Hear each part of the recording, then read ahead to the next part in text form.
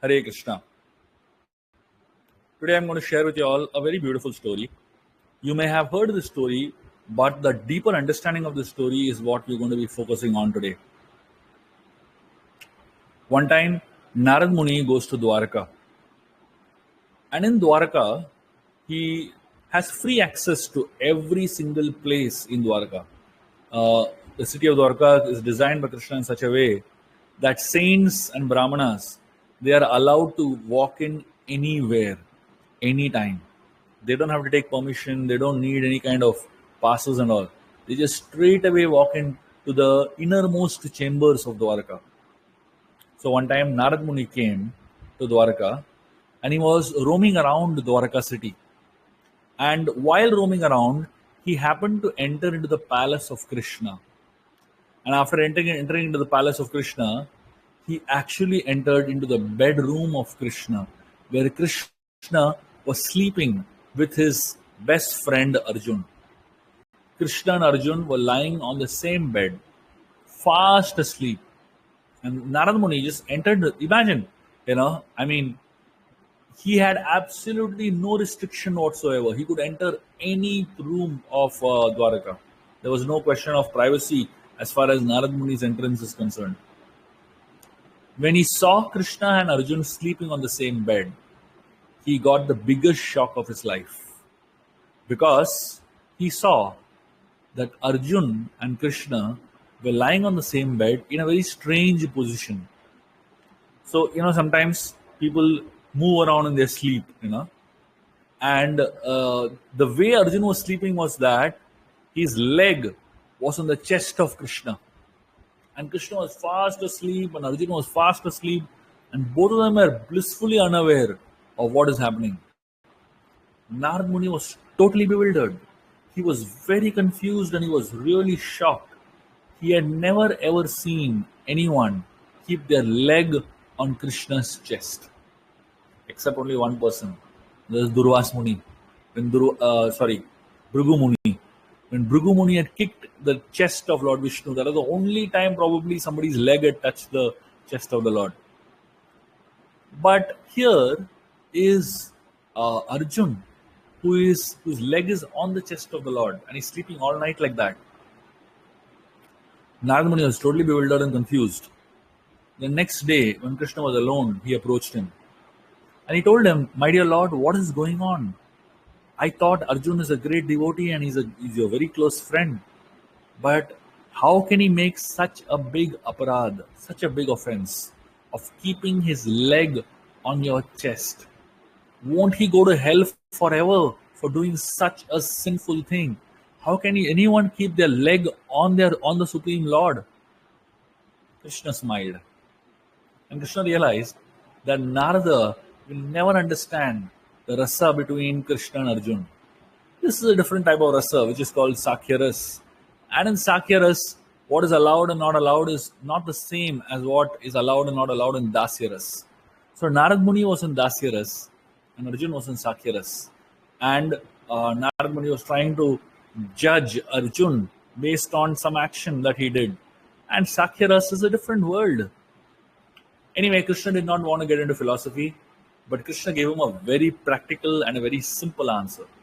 He told him, "Narada, my suggestion to you is you go back and go to Arjun and see him when he is sleeping alone. Just go and observe. You will get your answer to your question." So Narad Muni was even more confused. Why is the Lord not giving me a clear answer? Why is he confusing me even more by telling that go and see Arjun when he was sleeping? Anyway, Narad Muni decided to do what the Lord says. And the next day, Narad Muni goes after Arjun is sleeping. And this time he is alone. So Narad Muni walks into the room of Arjun. Arjun is fast asleep.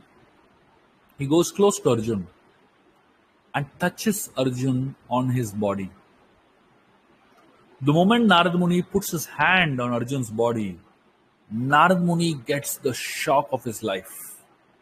He touches Arjun's body, and from the body of Arjun, wherever Narad is touching, Krishna's names are coming out.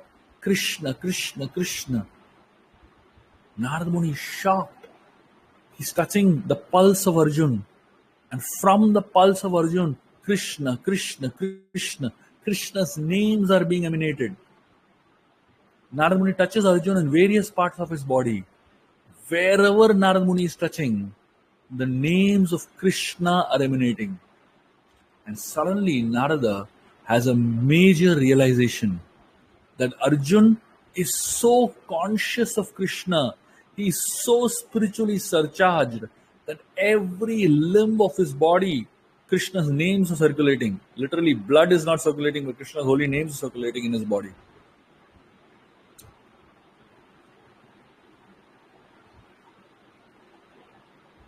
All of us, we can learn a very, very important lesson for our own lives on absorption in Krishna consciousness from this story. Sleep is a time where we are tested.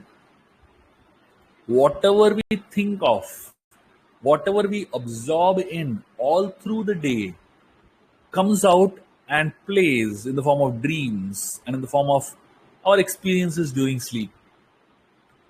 Those who have dreams which are very, very disturbing, which are very, very bewildering, which are very confusing, it means there is a lot of confusion going on in their lives.